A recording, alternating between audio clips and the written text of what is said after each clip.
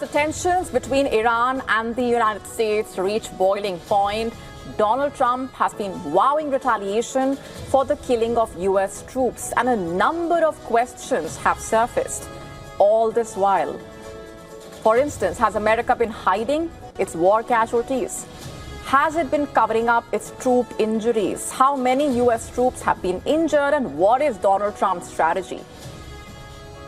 Ever since the war started, a number of questions have been raised over the troop injury figures, remember, and the extent of the injuries as well.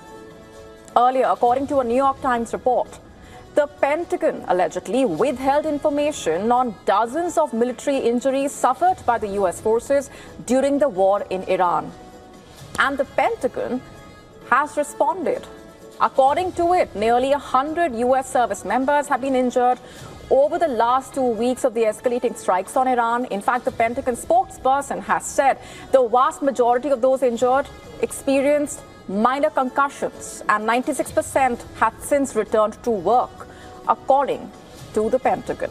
In fact, the spokesperson was responding to the New York Times report, according to which the Pentagon allegedly withheld information about the troop injuries from the Iranian strikes, and he denied that the Pentagon was hiding data about the injuries. In fact, he called the allegations baseless and malicious accusations. So a lot has been happening on that front. Remember, at least 2 service members were killed and 1 missing after Iranian strikes on the airbase in Jordan on Friday. They were identified as a 25-year-old and also a 19-year-old. President Trump has said Tehran would pay dearly for the deaths of the American soldiers. So what's really been happening on the ground? Iranian state TV has released videos. It claims to show missiles and drones being launched towards U.S. bases in West Asia. In fact, the entire region has been witnessing fast-paced developments as the exchange of fire entered the 10th day. Let's break this down for you. U.S. forces bombed Iran's south and west. Let's just pull out this map for you just to help you understand what's been happening on the ground. So as far as those strikes are concerned, Iran also has been stepping up its attacks. In fact, the U.S. forces bombed Iran's south and west. Iran targeted U.S. sites in Bahrain, Kuwait, Jordan, and a tanker was also hit in the Strait of Hormuz earlier. Remember, Yemen's Iran-aligned Houthis announced a naval blockade on Saudi Arabia on Monday, which basically opened a potential new front in the war and also raises a threat to global energy supplies and trade beyond the region. The U.S. Central Command has said it had hit Iranian military command centers, maritime capabilities, missile and drone launch sites, and air defense systems in its latest round of strikes. So things have been heating up. The Iran Revolutionary Guards, in fact, saying earlier that they had targeted U.S. military sites, including air defense systems and a radar installation in Bahrain and Kuwait. A tanker in the Strait of Hormuz reported being struck by an unknown projectile earlier, forcing its crew to abandon the vessel and board a lifeboat. Kuwait, Bahrain, Jordan all said they had activated defenses to repel the attacks. In fact, at the same time, Iran launched renewed attacks. Remember, it has been doing so across the Gulf. Recent strikes there on desalination facilities have also raised serious concerns about water shortages. Attacks on the Kuwaiti power generation and water desalination plants on Monday itself caused several generation units to be taken out of service as a precautionary measure, and repairs were reportedly underway, according to the authorities. And while those attacks continue, what really is Donald Trump's strategy? Is there a strategy? More importantly, will it work? Because within the United States as well, serious questions are being raised. In fact, U.S. intelligence seems to have serious doubts as well, reportedly. According to a report by the Washington Post, U.S. strikes on Iran are unlikely to impact Tehran or cause it to soften its negotiating demands, as per new American intelligence assessments. But Iran's government is unlikely to be affected by the attacks, reportedly. That's what current and former U.S. officials reportedly told the Washington Post. U.S. intelligence officials have reportedly briefed the Trump administration that Iran and America are now stuck in limbo, with both sides refusing to de-escalate, reportedly. Tehran vowed to fight until the very last day. But what exactly is that last day? When will it arrive, if at all? And does Trump know the answer to that? Because he has increasingly looked like a leader who started a fire and has no idea how to douse it. A fire whose flames have reached far and wide, with far-reaching repercussions both economically and geopolitically. And on American soil, the questions continue to mount. Will this be an unending conflict? As of now, there are no signs, at least, that the conflict will end anytime soon, with the danger of a rise in hostilities looming large as well, threatening to pull the entire region deeper into uncertainty. Both sides signaled being open to fresh negotiations. But will any progress be made, or will the two sides continue to double down, sharpening their attacks with no end to the conflict in sight?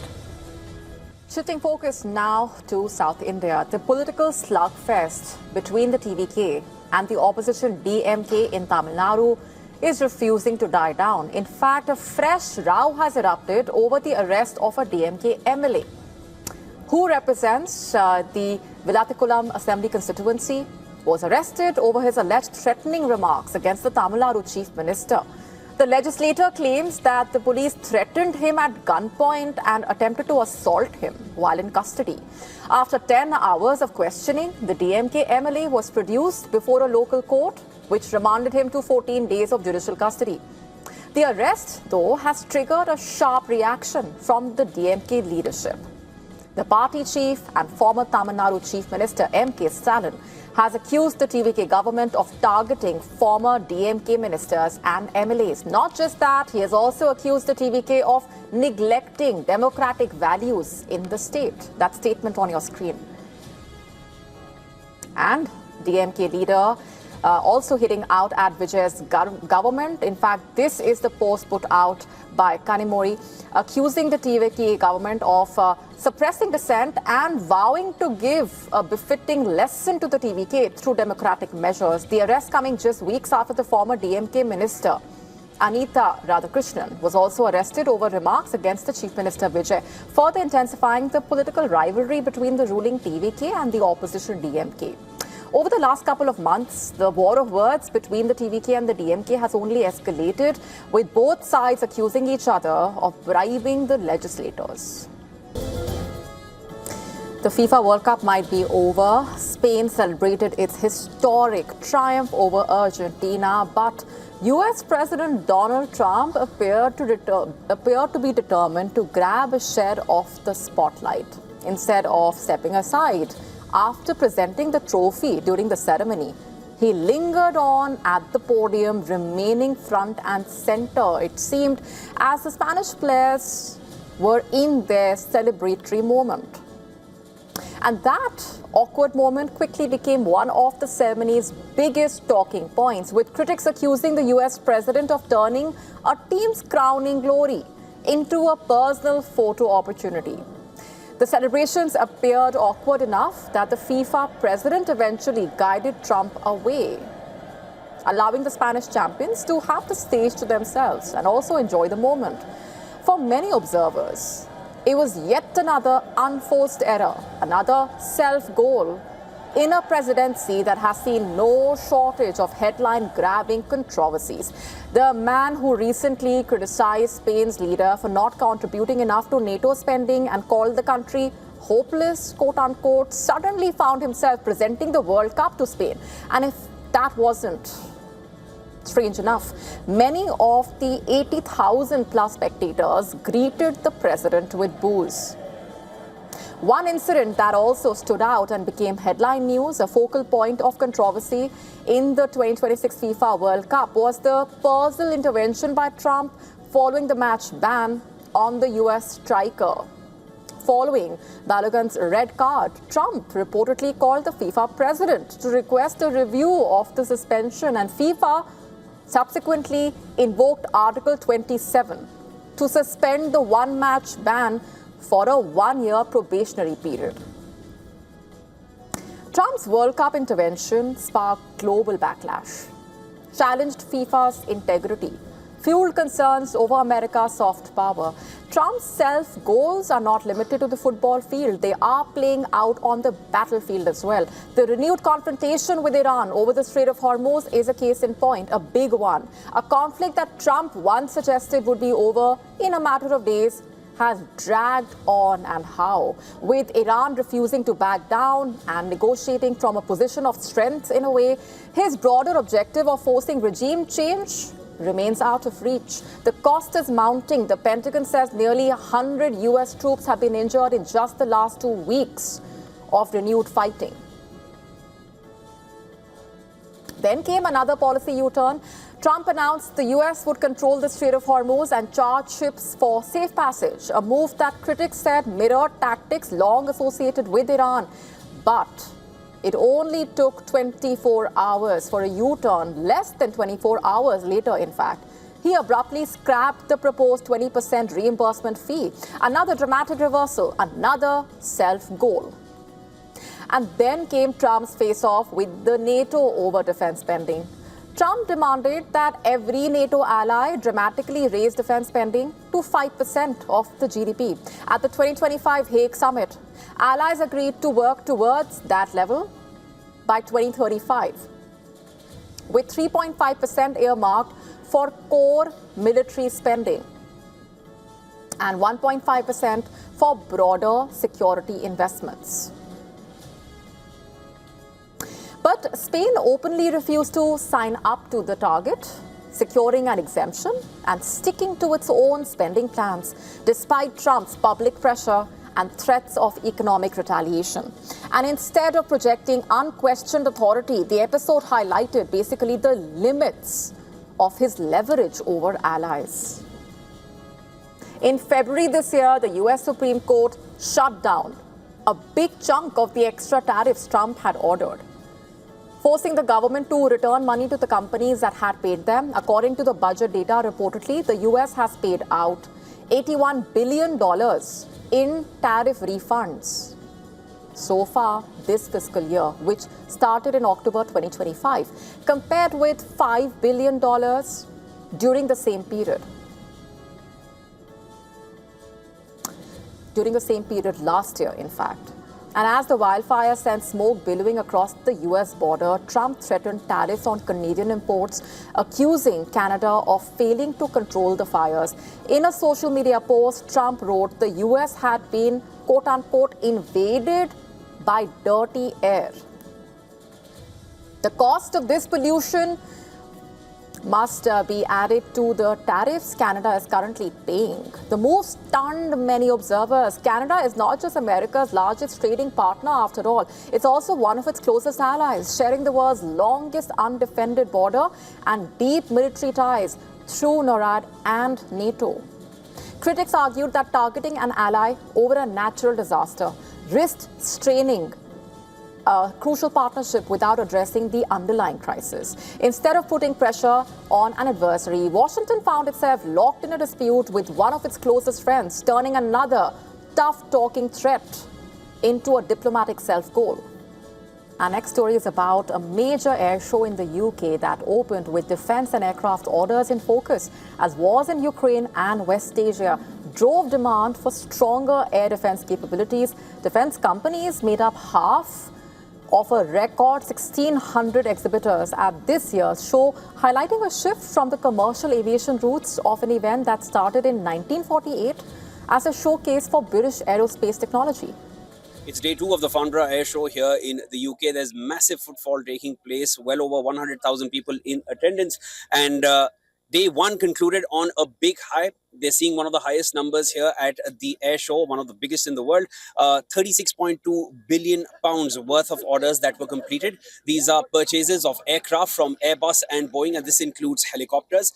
There were well over 200 firm aircraft orders, and those were the numbers. Along with that, nearly 450 firm engine orders, which have also been placed. Now, these orders largely shape the aerospace structure and the industry. all across the world. These engines are from Leap and Pratt & Whitney. Pratt & Whitney engines are the ones which are used in the F-15s, F-16s, the F-35s, the F-22 Raptors. And F-35 is here on display. It's one of the headlining acts. Major presence here today as well. Lots more that will be shaping up. India has a major presence here at the Farnborough Airshow. And among the biggest attractions this year, next generation counter drone technology is designed to distinguish small drones from birds in real time. A capability shaped by lessons, of course, from the battlefields of Ukraine and growing drone threats around the Gulf, including Saudi Arabia and Jordan, using AI-powered sensors, radar, electro-optical cameras, acoustic detection. These systems are redefining air defense against the smallest and often the deadliest aerial threats. Our systems have been deployed in Ukraine, and we had some great feedbacks from Ukraine. We've been working closely with the people. We have a specific task force, Ukrainian task force, that is actually talking to people on the field. And these people wanted the range of a radar is fixed. This one is from 5 to 7 kilometers. The people in the field wanted to have an extended range of 10 kilometers. We'd work with them in order to develop additional software for them to see shields coming their ways. Another attraction at the show is the Collaborative Combat Aircraft, CCA ecosystem, where unmanned combat aircraft are basically designed to team up with crewed fighter jets, extending their reach, firepower, survivability. The US Air Force is betting big on this concept, in fact, also signing a key contract on the 17th of June to accelerate the program. On display, there was the General Atomics one of the front runners in America's next generation of the AI-enabled Loyal Wingman aircraft, offering a glimpse into the future of aerial combat. I'm standing in front of the future of aerial combat. This is the FQ-42A Dark Merlin by General Atomics. It's part of the Collaborative Combat Aircraft ecosystem. These are unmanned crewed systems. They are going to be teaming up with crewed fighter jet, and they are going to be deployed in the dozens or even in the hundreds. Just 1 month ago, the US Air Force signed its first production contract for more than 150 Loyal Wingmen. That's what they are being called. And this is part of that fleet. The US Air Force will have these deployed along with their F-35 jets. And they also have the MBDA Spear missiles, which are also mounted on the F-35. Those are going to be mounted on the General Atomics FQ-42A. It's already gone into production now. The contract has been signed.